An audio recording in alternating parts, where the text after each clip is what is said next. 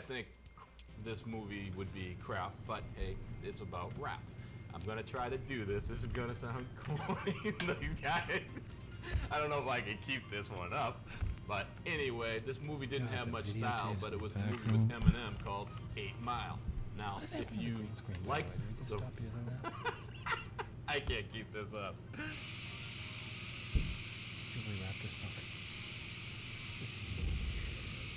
So that they didn't have to have any body doubles or stand-ins or anything like that.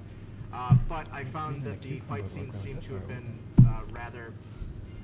They look rather slow and sluggish. Not something that you would see, from, professional... Matt, you really look like you're making a hostage tape there. And things of that nature that would have made it look a little bit more interesting and more realistic, but what can you do? Reenactment. Thank you, Todd. Thank you, Todd. Anything that makes Mike look stupid is good.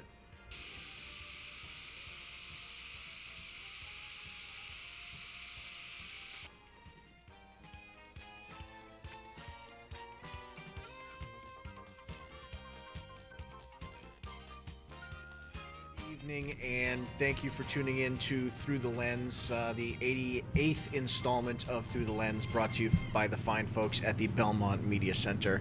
And tonight joining me are, again, my Sting colleagues. from the Addams Family. Yes, Sting from the Addams Family.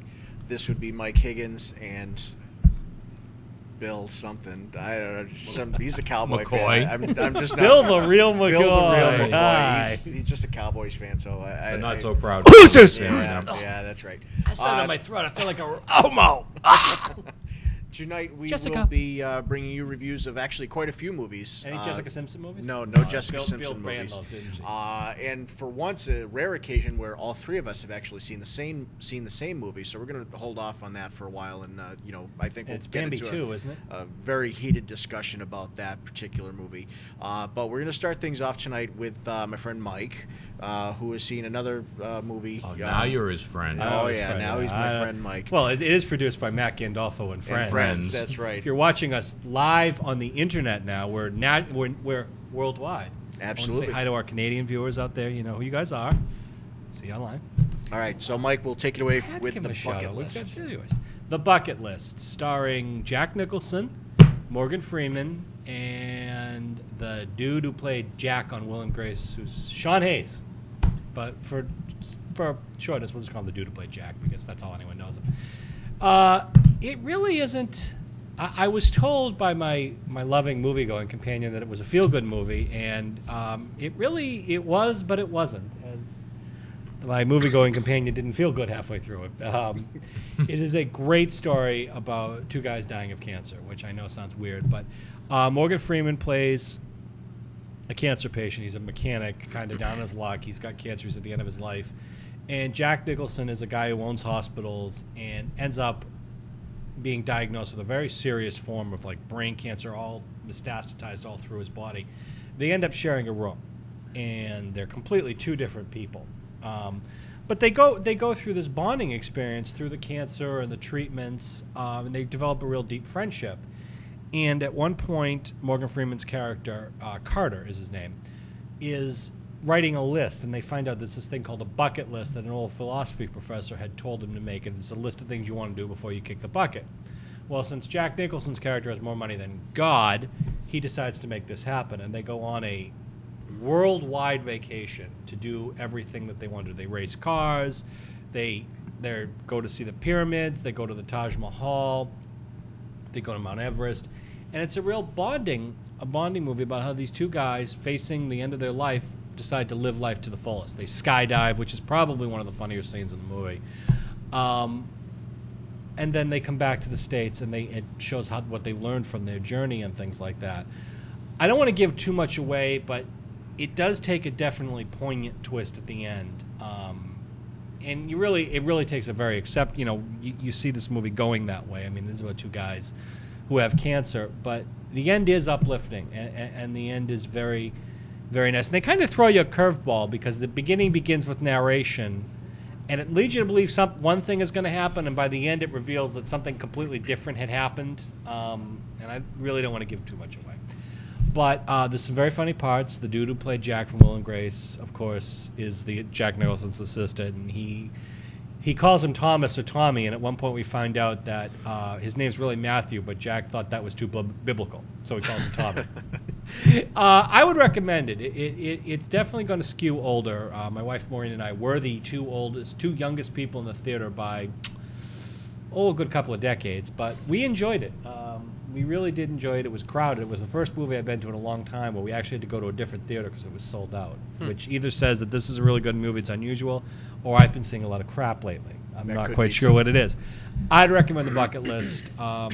Maureen did get a good cry out of it, but she did enjoy it. She's over off camera. She probably won't appear, knowing this is going worldwide on the internet. That's right. But I would recommend it. And that's really all I'm going to say about it because I don't want to give away the ending or anything like that. Well, that's good, because someone gave away an ending of a movie on our last show. Yes, I did. $250 million to make this movie. And you bringing that up again. I certainly appreciate that. Before we get into the movies that we've all seen, we're going to, I believe Bill has another movie. This one was actually kind of well received. It's a musical. He's going to sing his review, I hope. Please sing your review. I really hope he doesn't sing his review. You really hope I don't. As you can see from the opening, his whole foray into the rap world didn't go so well either. Sing it, Bill. So I'm really hoping he's not going to sing. Oh, I want him to sing it. No, you don't. Can you imagine? Can you imagine people in Finland watching Bill sing? Oh no, I can't. No, you can't. And neither do they. No. Take it away. Jessica Simpson. Jessica Simpson. Anyway, I saw Jessica Sweeney Simpson. Todd. The full title: Sweeney Todd, the Demon Barber of Fleet Street, starring Johnny Depp as Sweeney Todd, who was banished for many years after the Lord, played by Alan Rickman, fell in love with his wife and decided she was going to be his. So he banished Johnny Depp's character, Sweeney Todd. Todd comes back into old London, and he seeks vengeance, of course, against Alan Rickman. He has a little help from the innkeeper, played by Helena Bonham Carter, who basically makes pies with, and it's an old story, so I'm not giving anything away on this, with human bodies. So that's good eats. It kind of gives you a different perspective on ever having beef or chicken pot pie ever again. Or spam. But the movie, as I said, it's set in very old, dreary London and based on a true story. But Sweeney Todd sets up shop in the on the top floor of the inn. And it's a musical piece, and Johnny Depp did get nominated for an Oscar for it, which we may or may not touch on in this show, but definitely the next show. I'm not going to get into the singing talents of anybody. I don't think it was intended to be any great as far as you're not going to hear any of these songs on the radio anytime soon, unless it's kind of psycho, which I might do. Like Bill's radio show. Like my show. Right. Which is big in Austria. But it's a very dark, very serious movie, yet at the same time, it's got some comic bits in it that ordinarily really wouldn't make you laugh. I wouldn't recommend this for kids at all.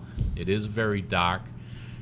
It's a lot of violence. It's one of the more violent movies that you'll ever see, especially when you consider it's a musical. It just seems out of place maybe ordinarily, but it's a good movie. I'd recommend it to any adult that's not squeamish. As I said, it gives you a different perspective on eating a pot pie. Johnny Depp, Helena Bonham Carter, and Alan Rickman, who actually has played many, many bad guys. Hans Gruber from Hans Die Gruber Hard. in Die Hard was the first one that comes to mind, and he's played a lot of villains. In fact, I can't really think of too many good guys he's played. I know he's been in the Harry Potter series. He's the villain in that, too. Yeah, okay, I only saw the first movie, and I don't think he was really a true villain in the first one.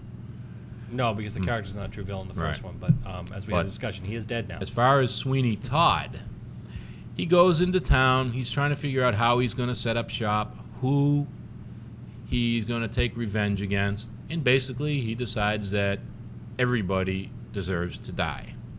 And they go on from there, and of course, in between every killing, and actually even during some of the killings, he sings. He wants to be happy about his deeds. It's a really good movie. It's definitely worth going to see.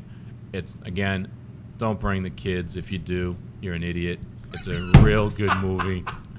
You don't get that on Siskel and Ebert. No, don't get that on Siskel and Ebert. If you want to see a different version of it, check out the 1997 version of Sweeney Todd. That is not a musical, and it stars Ben Kingsley. It's actually on demand right now. In fact, I noticed that last week, that it's on demand with Ben Kingsley. It's not a musical. It's a more serious, obviously different since the current one is a musical. It can be depressing, but you can have a good time watching it. I can understand why it's one of the most popular plays going in the world. It's a good movie, and I imagine if I ever saw the play, I'd probably like that too. I'd definitely recommend it. And it fits into some of the darker stuff I like to see. And as we all know, he is the Prince of Darkness on this panel. Yeah, and for those of you paying very close attention, yes, for a brief moment, Bill was channeling Ted Kennedy. Era. Yes, I like the movie. Hey. Now, where are my pants? Now, we're going to go back to Mike real quick before we get on to the newest release of the movies that we're going to be reviewing, just released on the 18th. Some big, build up to this movie. But Mike is going to review now a sequel to a movie that came out a couple of years ago, and I was actually looking forward to this movie myself. I haven't had a chance to see it, but I'm going to let Mike take it away again for National Treasure 2. National Treasure 2, Book of Secrets. You have to take your disbelief for this one, first of all, and get a real strong rope and suspend it. Mm-hmm. Because it's just a good, dumb action movie. It would make, if this was in the 80s, it would have made a perfect Indiana Jones movie. I mean, you got to suspend the fact that, first of all, Nicolas Cage is an adventurer. I mean, and that he could find a hot girlfriend. And that he is world-renowned. And that Helen Mirren would actually find Angelina Jolie's father, whose name escapes me, John Voight, attractive. Uh-huh. So once you suspend that disbelief, it's a good movie. It follows the adventures of the Gates family, as it opens up with the Gates family, which is Nicolas Cage's family, very historic family, getting one of their ancestors getting blamed for being involved in the assassination of Abraham Lincoln.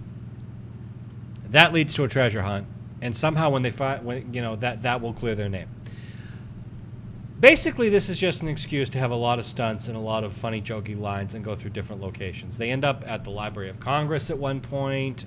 Nicolas Cage kidnaps the president from right in front of the Secret Service.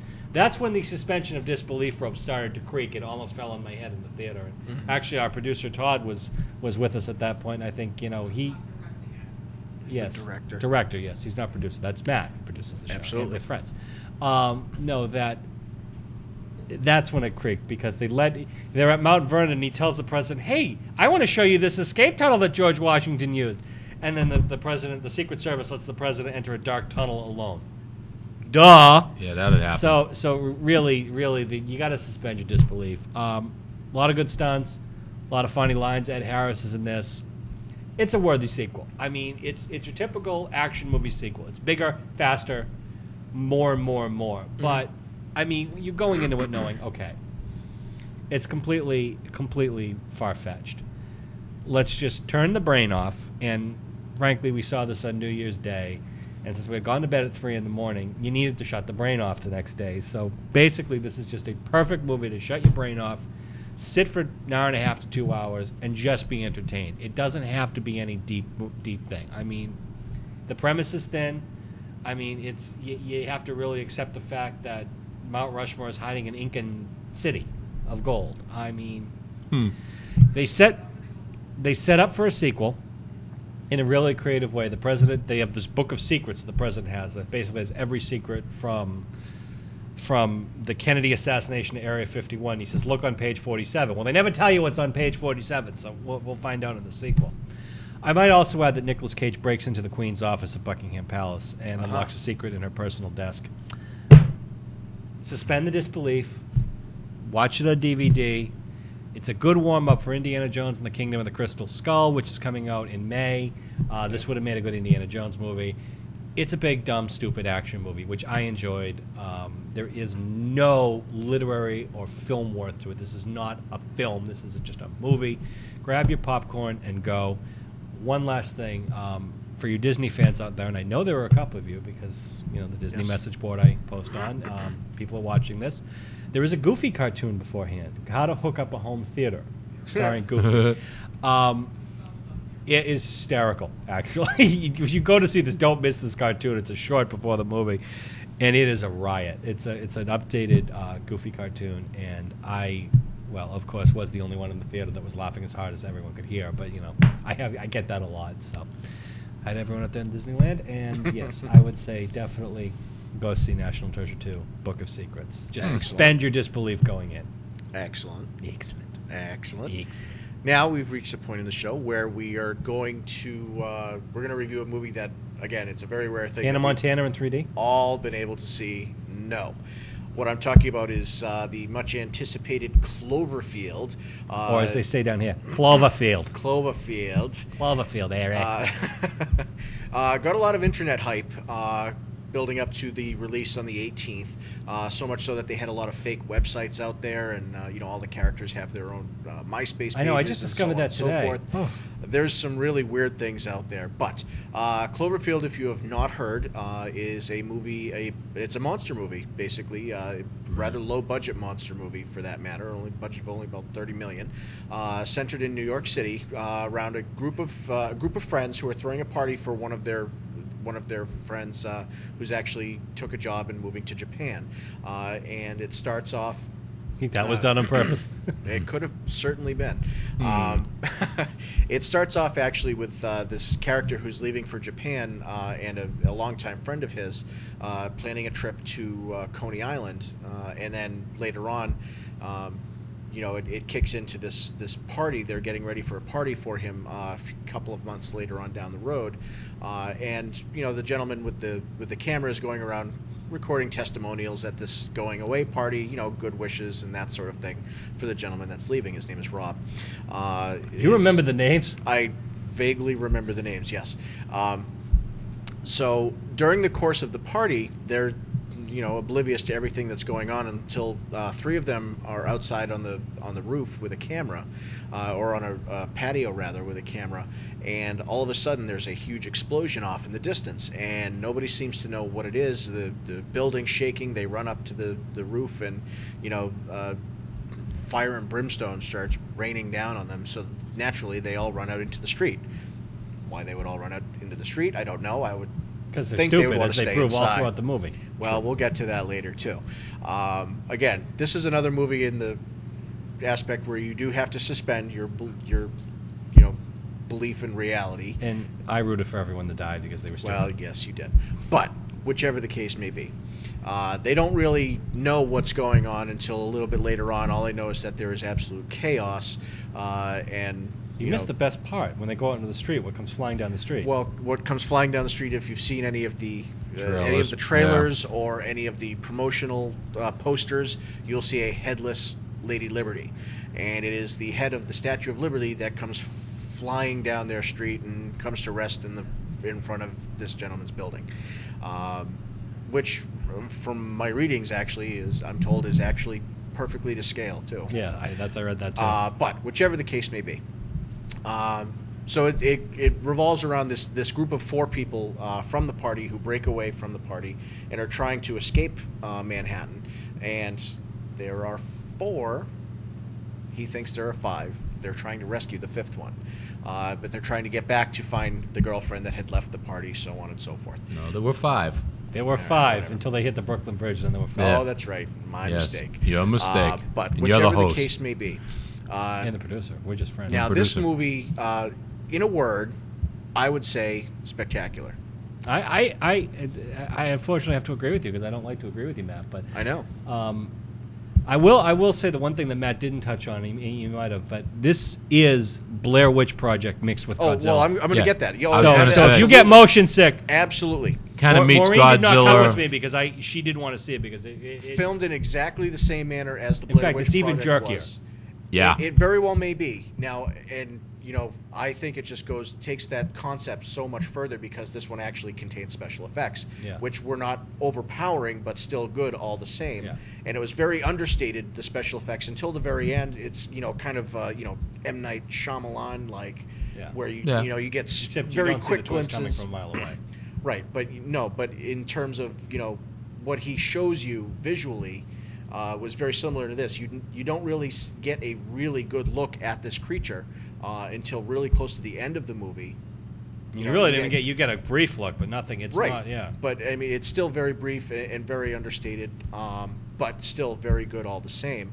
And reading up on the movie again, I had mentioned that it only had a budget of about $30 million, which by those sorts of movies, that'll make that really, back in really, the first weekend. Oh, yeah, I'm sure it already had. It did. I It tried made looking $47 million the I first tried looking weekend. up some figures, but I didn't find any while I was looking earlier today. But I again made that connection myself while I was watching. I said, "This is Blair Witch meets Godzilla." Yeah. Right. And I thought it was spectacular. I thought it was very well paced. The action was nonstop. This was one of the first movies in a long time that I was sitting there just waiting to see what was going to happen next. Yeah. And could not take my eyes off the screen. I was riveted.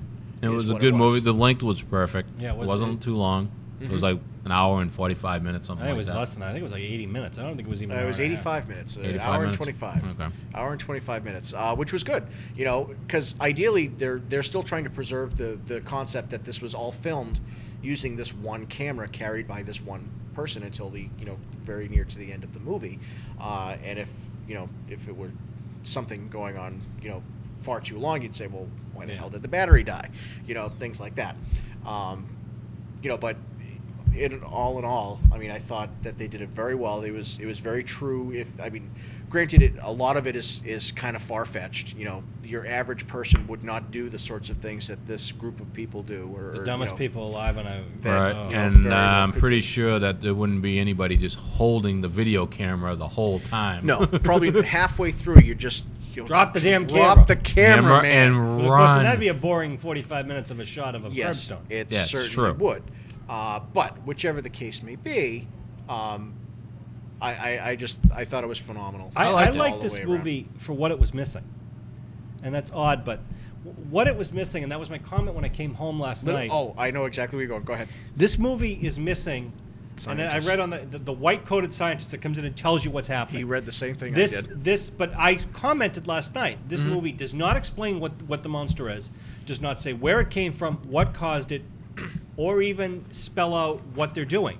I mean, you only see it from a first-person perspective. There's no. Yes. There's no. This is we did this, and this is a recrimination, and this is. It doesn't. Right. It leaves the end even open. Absolutely. It does. You don't see the the military leader saying, "All right, this is what we're doing at And this is where it 0600, came and from." this is where it came from. This is where it started. There are little hints and glimpses as to what this creature actually is.